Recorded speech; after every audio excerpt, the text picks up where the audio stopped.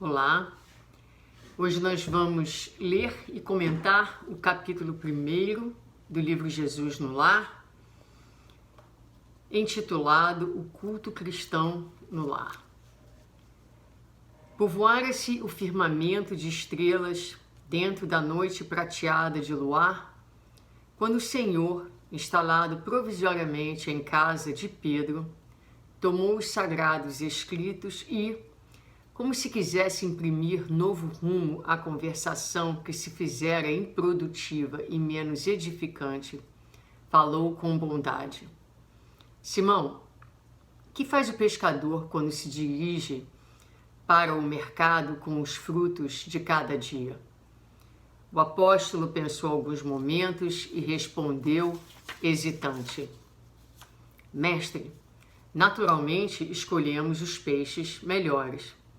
Ninguém compra os resíduos da pesca.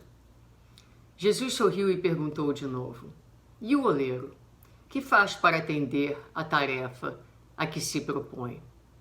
Certamente, Senhor, readquiriu o pescador intrigado. Modela o barro, imprimindo-lhe a forma que deseja. O amigo celeste, de olhar compassivo e fulgurante, insistiu: E como procede o carpinteiro para alcançar o trabalho que pretende? O interlocutor, muito simples, informou sem vacilar: lavrará a madeira, usará a enxó e o serrote, o martelo e o formão. De outro modo, não aperfeiçoará a peça bruta. Calou-se Jesus por alguns instantes e aduziu: Assim também é o lar diante do mundo. O berço doméstico é a primeira escola e o primeiro templo da alma. A casa do homem é a legítima exportadora de caracteres para o mundo.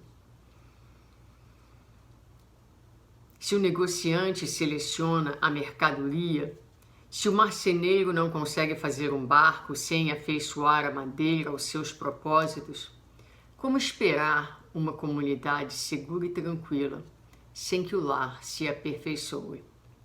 A paz do mundo começa sob as telhas a que nos acolhemos. Se não aprendermos a viver em paz entre quatro paredes, como aguardar a harmonia das nações? Se nos não habituamos a amar o irmão mais próximo, associado à nossa luta de cada dia, como respeitar o eterno Pai que nos parece distante? Jesus relanceou o olhar pela sala modesta, fez pequeno intervalo e continuou: Pedro, acendamos aqui, em torno de quantos nos procuram a assistência fraterna, uma claridade nova. A mesa de tua casa é o lar de teu pão. Nela recebes do Senhor o alimento para cada dia. Por que não instalar ao redor dela a sementeira da felicidade e da paz na conversação e no pensamento? O Pai que nos dá o trigo para o celeiro através do solo, envia-nos a luz através do céu. Se a claridade é a expressão dos raios que a constituem, a fartura começa no grão. Em razão disso, o Evangelho não foi iniciado sobre a multidão, mas sim no singelo domicílio dos pastores e dos animais. Simão Pedro fitou no Mestre os olhos humildes e lúcidos, e como se não encontrasse palavras adequadas para explicar-se, murmurou tímido: Mestre, seja feito como desejas. Então Jesus, convidando os familiares do apóstolo à palestra edificante e à meditação elevada, desenrolou os escritos da sabedoria e abriu na terra o primeiro culto cristão do lar.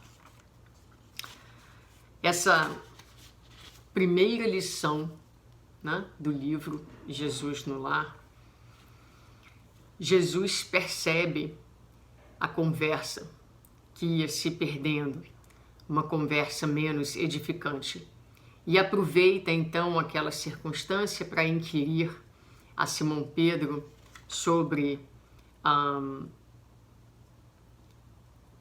o que ele fazia com os frutos de cada dia. Ele pergunta a ele como trabalha o oleiro, como trabalha o carpinteiro, não é? Fazendo uma analogia ao que o lar representa para a nossa sociedade.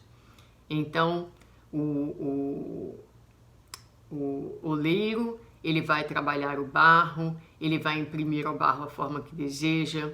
O carpinteiro vai lavrar a madeira, trabalhar a madeira para que também ela se aperfeiçoe e se transforme em algo útil para a sociedade. Assim também é o lar. O lar, nós não vamos conseguir ter uma sociedade transformada, uma sociedade renovada, se não começarmos pelo grão que o lar representa, por essa célula essencial, por esse organismo pequenino, mas que compõe o todo. Quando nós pensamos na sociedade, a sociedade é composta de famílias, de agrupamentos familiares, e é exatamente do lar que nós vamos exportar os elementos que vão estar atuando e que vão estar constituindo a sociedade e trabalhando, produzindo, atuando em favor do progresso, não somente com aquilo que nós aprendemos na escola, mas acima de tudo com o caráter que é construído a partir da vivência íntima das relações com aqueles que estão dentro da intimidade do nosso lar.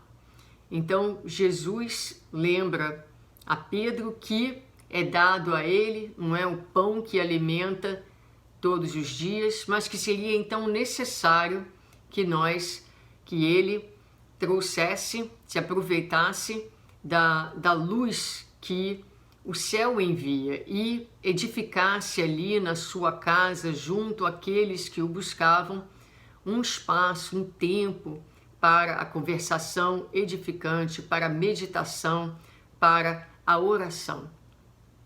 Então a gente se pergunta se nós estamos dando conta, se nós estamos abrindo, seguindo a orientação de Jesus para abrirmos dentro das nossas casas esse espaço de oração, esse espaço onde a gente se propõe a ter uma conversa mais elevada, a falar juntos em família das coisas que são importantes, a rever conceitos, a falar de virtudes e juntos na intimidade do lar, no afeto ali, pedir a Jesus a bênção de sua paz e pedir ao Senhor que continue nos orientando, nos guiando.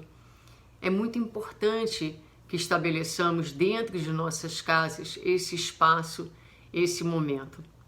É muito importante que, enquanto família, sempre que possível, possamos ter o compromisso de falar de Jesus, de pensar em Jesus, pensar na Boa Nova, sempre lembrando que o lar, que a nossa família é esse espaço sagrado onde espíritos amigos, espíritos com dívidas, espíritos com situações não resolvidas ou mal resolvidas se reúnem numa proposta de irmandade, de solidariedade, de fraternidade, para aprenderem, para revisarem o amor, a vivência legítima do amor e da fraternidade.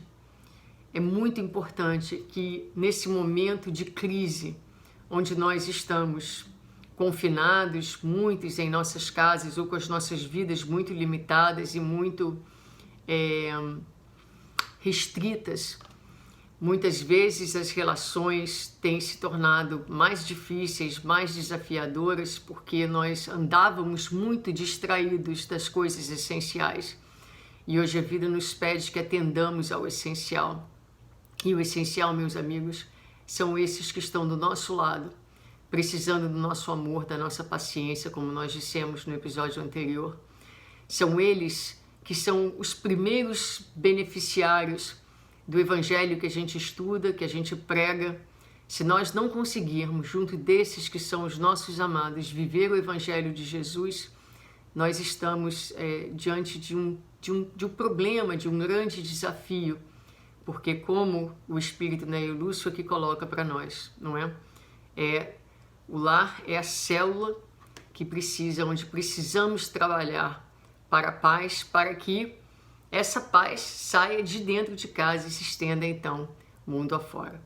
Então, que Jesus nos abençoe, que nós possamos instalar cada dia mais cultos no lar, em nossas casas, mas acima de tudo, que nós possamos nos comprometer a vivermos os ensinos da Boa Nova, o Evangelho de Jesus, com estes, o próximo mais próximo, que é o seu pai, que é a sua mãe, que é o seu irmão, que são seus filhos, a sua parentela corporal. Comecemos por aí e já estaremos dando um grande passo.